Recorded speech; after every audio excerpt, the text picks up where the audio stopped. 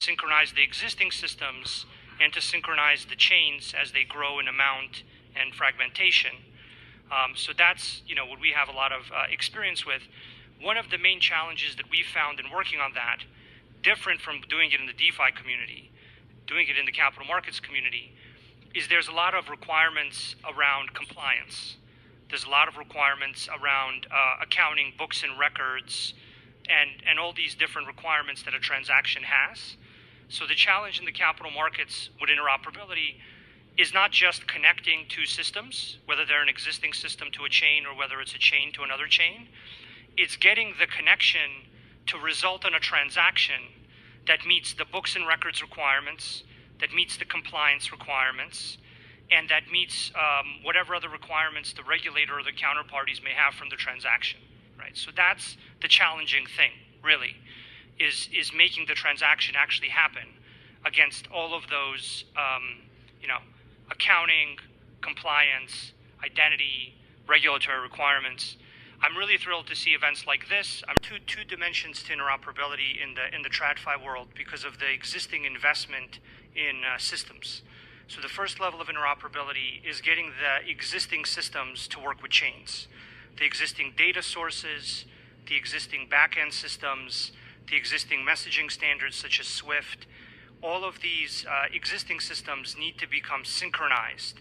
And this is where you hear terms like digital twin and fund tokenization and other areas. So there's one level of problems where you have to synchronize existing data, existing backends, existing messaging standards with the chains, right, for basic operations. And our position is that those existing systems are not going to be going away. There's a huge investment in them. They're highly regulated. They meet legal requirements. They meet a lot of very key requirements. So the challenge there is synchronizing them. This is the work we've done with Swift, the DDCC, and other groups that power those systems in big ways. The second level of interoperability is the cross-chain level, and that's because you have a lot of fragmentation, and that's happening because the cost of generating a chain is becoming lower and lower. So as the cost of generating a chain is cheaper, and as it's easier and easier for more institutions to make chains, there will be more chains. Also, there's various fee dynamics and other benefits to having your own chain. And there's also more and more public chains as long as VCs can make money from flipping a public blockchain coin.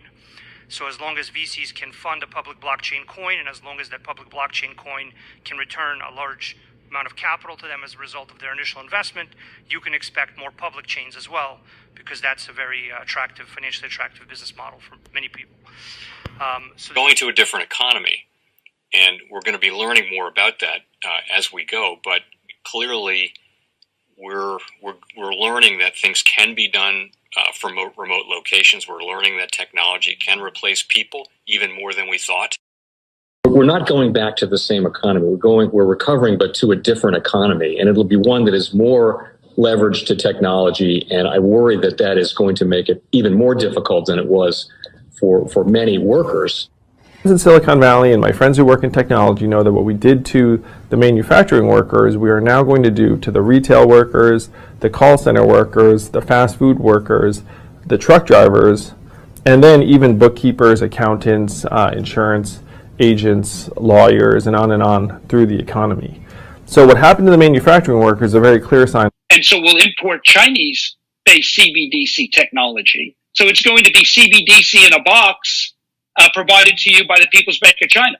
But every stock, every bond, every currency, every commodity, every piece of art, every private business, every piece of real estate will eventually be a token on a blockchain, an entry on a ledger, permanent and immutable. We will have truth instead of trust, and we will save over $7 trillion a year. 6 to 8% of global GDP is wasted by the friction of the trust industry that's necessary when you have dual entry accounting.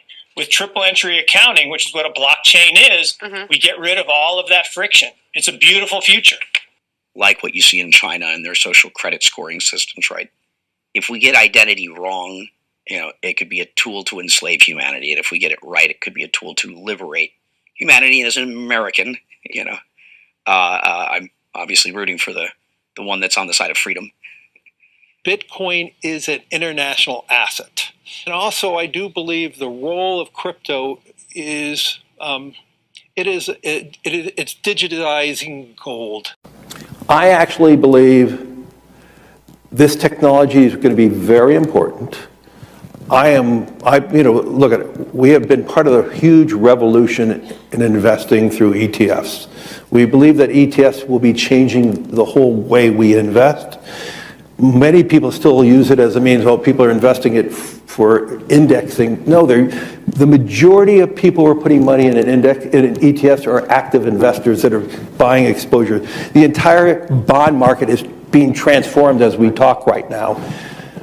I believe the next generation for markets, the next generation for securities will be tokenization of securities.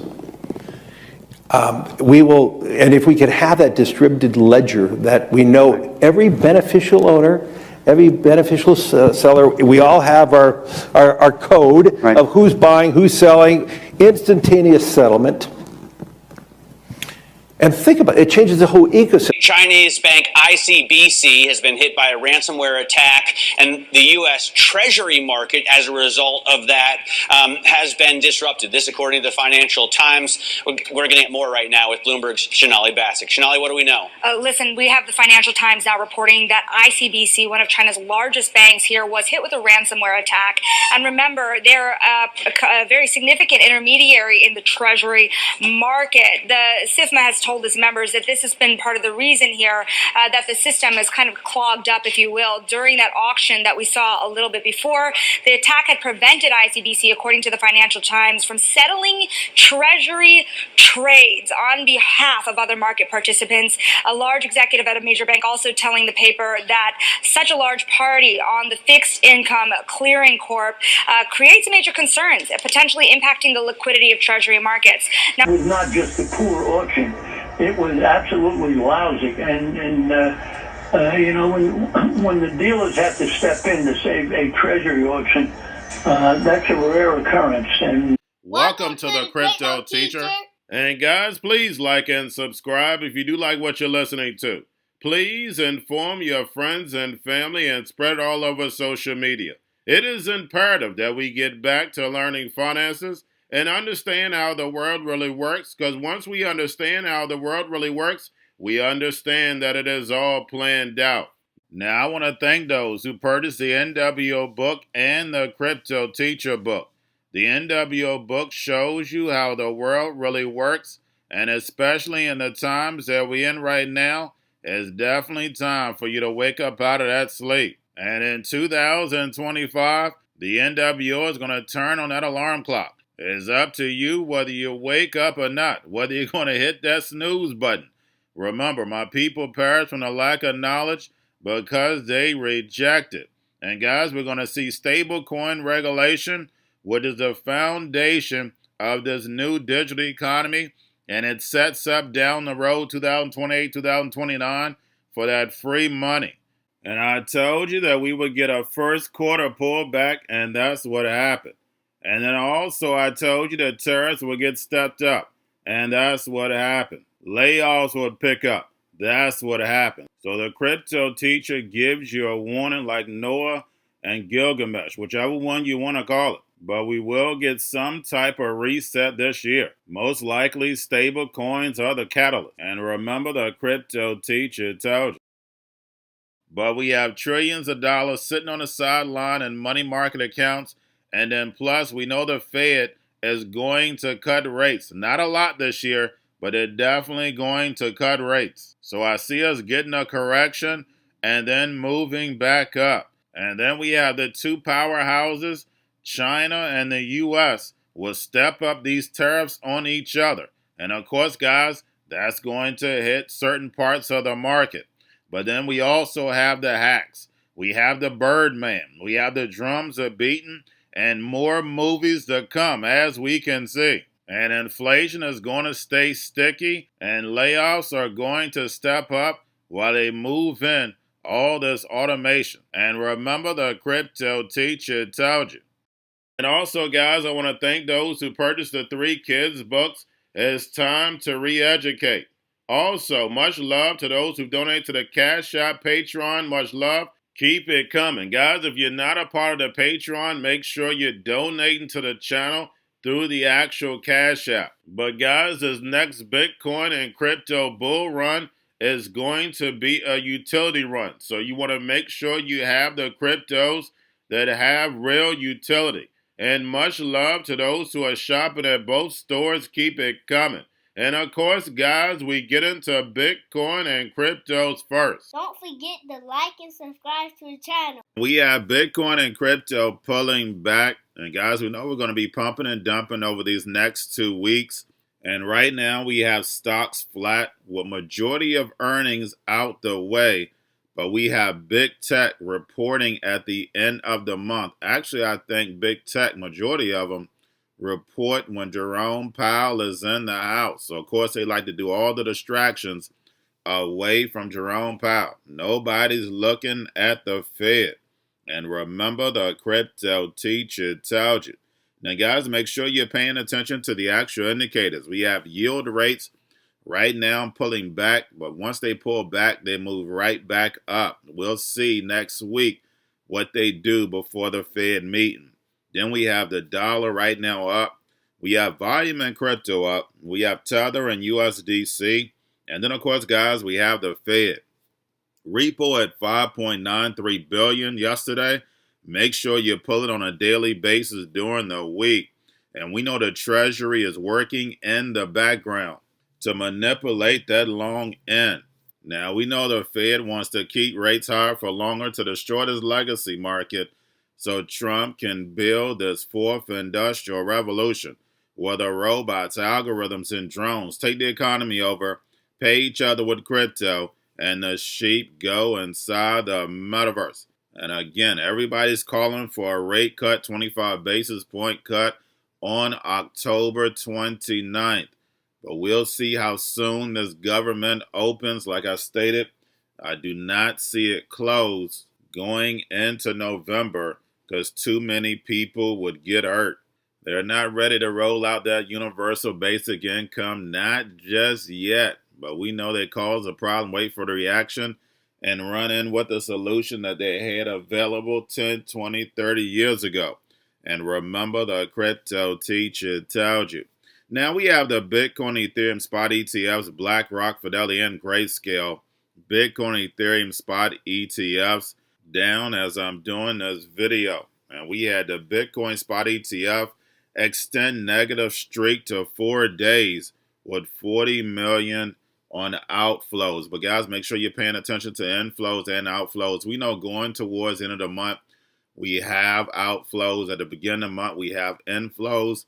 And we love that the market is rigged. I mean, we get to take advantage. There's only a small amount of people that understand how the system works. And remember, the crypto teacher told you. Now, we have 21 shares files at S1 with the SEC to launch an objective ETF. And guys, we keep seeing these altcoin ETFs getting filed. Eventually, they're going to get approved. And we know there's more money that's going to be coming into the space. But like I told you, I see them getting approved second quarter of next year. But we'll just see how soon this government opens up. But getting over into a little crypto news. We have Gemini introduced a Solana credit card offering up to 4% back in Solana with automatic staking for rewards. And we know they're taking legacy products to push digital currencies. It's all about adoption. And we have BNB Chain has teamed up with Better Payment Network to build a multi-stablecoin global settlement network. Now, we know how important stablecoins are. They're nothing but digital dollars on blockchain. But the fact is that makes them programmable with a smart contract. They'll be able to tell you what, when, when, and how to buy. And you have 3 to 6 months to spend it or poof, it's gone. And we know that is biblical. Now we have Coinbase is acquiring on-chain capital, raising platform Echo for $375 million. And we know how important raising capital is. And they're making this acquisition because they're just getting ready for that fourth industrial revolution switch to be flipped. And remember, the crypto teacher told you. Now we have Polymarket launches 15-minute up and down crypto prediction markets powered by Chainlink. And you're talking about opening up the casino, betting on whether a crypto will go up or down in 15 minutes. Guys, they're opening it up. Remember, 60% of the economy is going to be based on gaming and betting. People are going to be sitting at home getting free money. And remember, the crypto teacher told you. And then lastly, we have Coinbase buys Kobe's up-only NFT for $25 million, unlocking potential for new episodes. And like I've told you time and time again, NFTs are not going anywhere. But NFTs' main purpose is for the metaverse. We're just not there just yet. Only thing you have to do is sit back, get your popcorn, and let it play out. Like NFTs, you have carbon credits, you have energy. All those are going to be tokenized and put on blockchain, and they're the next big things. But you have to have diamond hands. And remember, the crypto teacher told you, because he knows when it comes to the NWO, it's all planned out. But that's all I have for you. Don't forget about the books. Crypto Teacher and the New World Order book, plus the 3 kids books. It's time to re-educate. Also, new to cryptos, Coinbase, Bitrue, Binance. Do not forget book links and crypto links are in the description. The stock channel, guys. Don't forget to go like, subscribe, spread everywhere. You have your Kobo, your chip stocks, your banking, your gaming. While everybody's sitting at home, get home stocks, the Seaver, the biotech stocks. And while everybody's at home wishing they were still getting that free money, what they doing? Drinking and smoking weed. Don't forget about those stocks, and you have a wonderful day. The most powerful person in the world is the storyteller. The storyteller sets the vision, values, and agenda of an entire generation to come. Steve Jobs. And guys, you know I truly believe in this. When you look at the New World Order, they're the storytellers. And that's the reason why I wrote my New World Order book. But guys, now it's time to change the current generation. And I wrote 3 kids books. You know, I love the Trinity because I understand the power that's in it. So I have 3 books. We have an opportunity to change the generation, to educate, not just me, but I want to show you that I take action on a daily basis. And I want you to take action on a daily basis. Whether it's your job, whether it's in your community, we have an opportunity right now to educate the masses. I posted this on my Twitter account. Please share, but this is a short clip of the 3 books. There's going to be a clothing line and action figures. Please get these books for your kids, nephews, cousins, friends, so therefore we can start the re-education now. Because as we see, the 4th Industrial Revolution foundation is definitely here. Robots, algorithms, drones, taking humanity out the picture. We have to re-educate. But let's get into the video. Part 1.